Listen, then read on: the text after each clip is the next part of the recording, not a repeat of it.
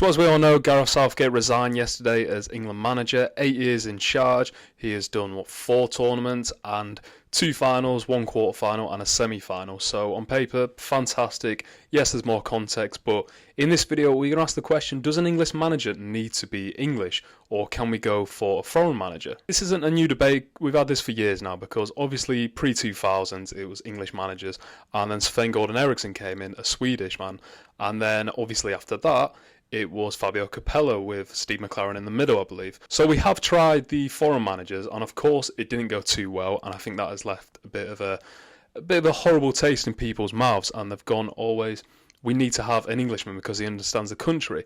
And let's start on the agreed part of that, because yes, I do think that there is a part of Gareth Southgate being English that he understands, quote-unquote, the culture of England. He understands how much the World Cup and the Euros mean to them as a country. And of course, a foreign manager just can't understand that, because I couldn't go over to Spain and understand the culture of Spain properly as if I was born there, or I couldn't go to Italy and understand how much the 2006 World Cup meant to the country. And I don't think foreign managers can do that alternatively with England, because it's just essentially, if you've been raised and brought up in the English school system, if you've been in football academies like Gareth Southgate was, and you just know it inside out, then it does feel a bit different. And obviously I think Mick Richards said it on the Rest is Football podcast that we love the youth academy players who play for their hometown team, and it always means something else. I mean, Trent playing for Liverpool, Phil Foden playing for Man City, it's just an added special feeling towards their careers, and it gives their extra bit of success on their achievement. And obviously with this, the betting odds have 3 Englishmen as the top 3 favoured managers, and that is Eddie Howe, Graeme Potter and Lee Carsley. Eddie Howe, of course, is the manager of Newcastle United, and personally I can't see him leaving. I don't see why he would. They were challenging for Europe again this season. I think if they have more investment as time goes on, they can be regularly challenging for the Champions League, and it seems like the Newcastle owners really like. I believe Amanda Stabley has actually left Newcastle now, so maybe the hierarchy at Newcastle might not see Eddie Howe as the future person to take Newcastle into the promised land. It might be a top manager, so you never know, he might be looking for work. Of course, Graeme Potter, he's been out of work since Chelsea sacked him. I think he's turned down jobs like Lyon and Ajax, if I'm not mistaken, so obviously people still rate him at a top level, and so do I, to be honest. I think he went to a very, very, very dysfunctional Chelsea team, and I don't think any manager, maybe other than Pep Guardiola and Jurgen Klopp, can go into there at the moment and make anything really out of it. So I don't think that should be used as a bat to beat him with. He was excellent at Brighton, and he built the foundations, in my opinion, for De Zerbi to take on. So I wouldn't mind Graeme Potter. Maybe he has been holding out for the England job. Maybe that's why he's been turning down all these job offers. And then next is Lee Carsley. And Lee Carsley is a bit of an unknown one to me. I know he manages the under-21 since 2021.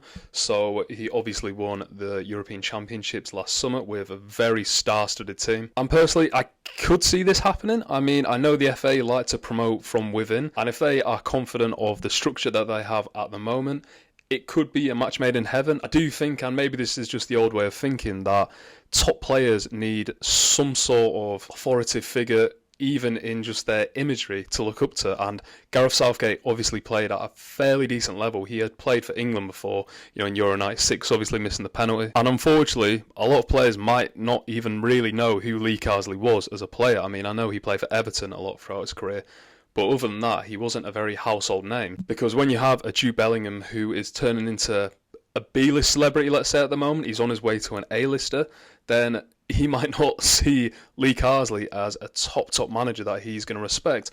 And that shouldn't be how it is. I do think that's how it's been in the past, so we'll see with that. And then the 4th English manager who has the highest betting odds is Frank Lampard. And this is a very, very interesting one. I don't hate Frank Lampard as a manager.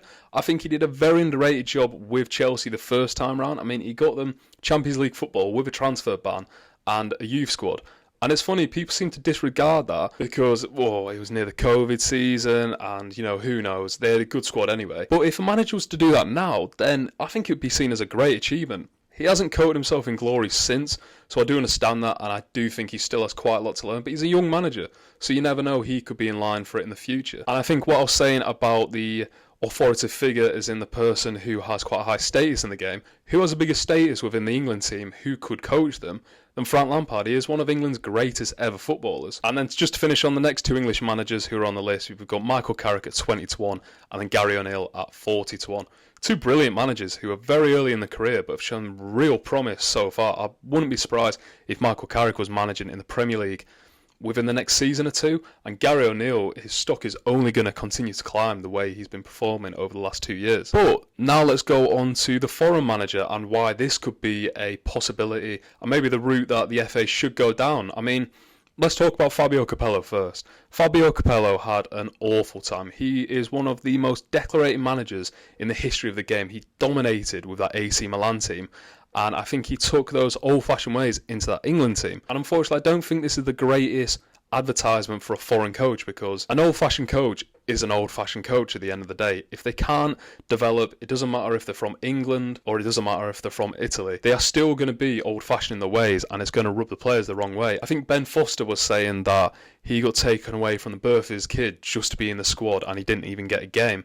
And apparently Fabio Capello didn't even say anything to him, which, I mean, you could do that if you were from England. You don't have to be from Italy to do that. And that's a terrible thing to do. So Fabio Capello, I just don't think he was the right manager. But if you are looking at the managers on the list, and these are the foreign managers, then you got Mauricio Pochettino at the moment, out of work, has left Chelsea. He seems like a person that players love. He seems like a manager that, regardless of how successful he's been in his career, he seems like he gets players on his side and people want to play for him. I even listened to a podcast with Sado Berahino recently on his failed Tottenham move, and he was saying he was so excited to play for Pochettino if he could have got his move. Then at 12-1, I don't think this is going to happen, Jurgen Klopp. I mean, yes, I'd love Jurgen Klopp to be at Liverpool, but I can't see it happening.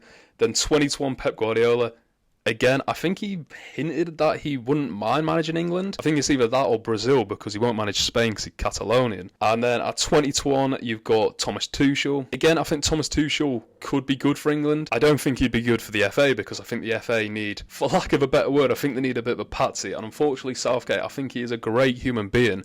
He is quite passive in his ways, and Thomas Tuchel has argued with sporting directors, owners. It seems like it's every club he's been at. I think looking forward, we want to play attacking football, don't we? And I think someone like Pochettino could be that.